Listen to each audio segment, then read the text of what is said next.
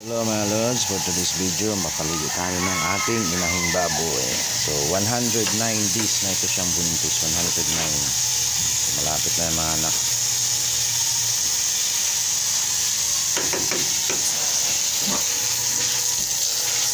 Kailangan natin siyang paliguan, linisan ang kanyang mga tangkal. Ito pala yung ginawa kong mga tangkal mga lods, kung nasubaybayan nyo yung mga video ko. Ito yung mga ginawa ko, kulungan ng nanda kong kulungan para sa magiging mga anak niya. So, saka ito nag-extension ako dito para siyempre pag anak niya ay may mga kulungan na maluwag na kulungan na yun, para sa mga biik. Siyempre yun para sa mga biik yan, pero ililipat ko yung inahing baboy ko dyan pag katapos niyang mga anak, siguro pag mga 15 days na mula sa pagpanganak niya, pwede ko na siyang ilipat dyan. So, ito lang muna, dito lang muna siya. Linisan ko muna dito para siyempre malinis siya.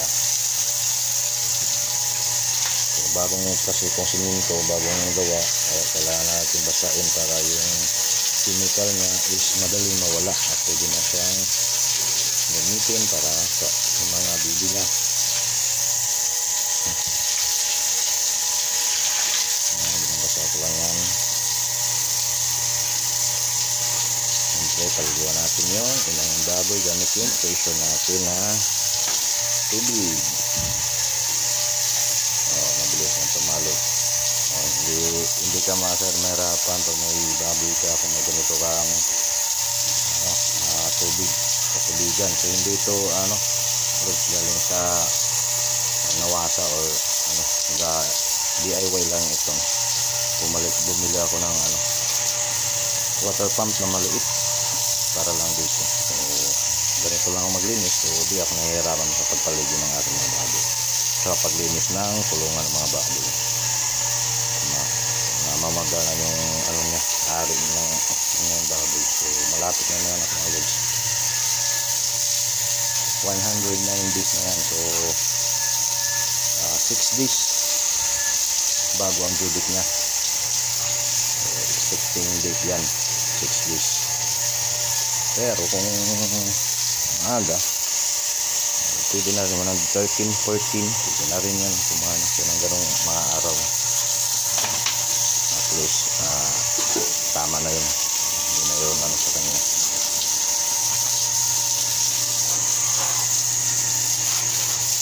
Kung may ganito kayong tubig, hindi ka mahirapan sa pagpaligo ng mga inahing baboy sa paglilinis ng mga kulungan.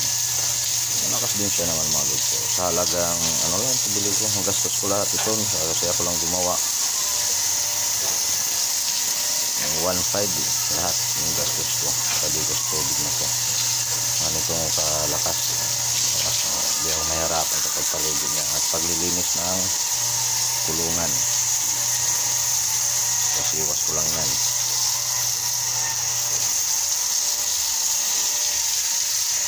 So bumili ako ng bagong hose para medyo malakas siya. So yun, may lumalakas siya. Hindi ako mahirapan pagpaligo ng aking mga baboy. So inandaan ko talaga yan, ating mga kulungan niya. At gagawa pa ako ng isang kulungan dyan pag siguro okay yung pagpanganak niya. Sana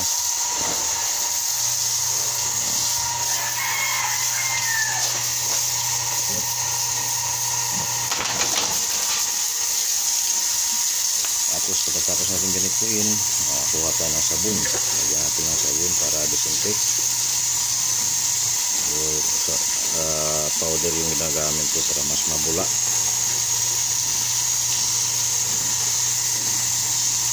Hindi ako mahirapan paglinis. Kung maglilinis ka ng kulungan ng baboy, so hindi ka mahirapan.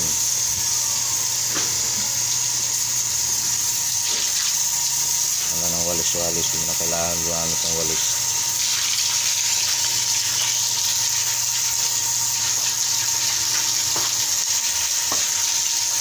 Yan lang mga lods.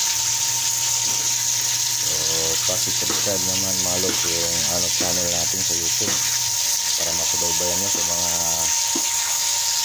lagi nanonood ng mga video ko. So para masubaybayan nyo kung ano, ilang anak, ilang mga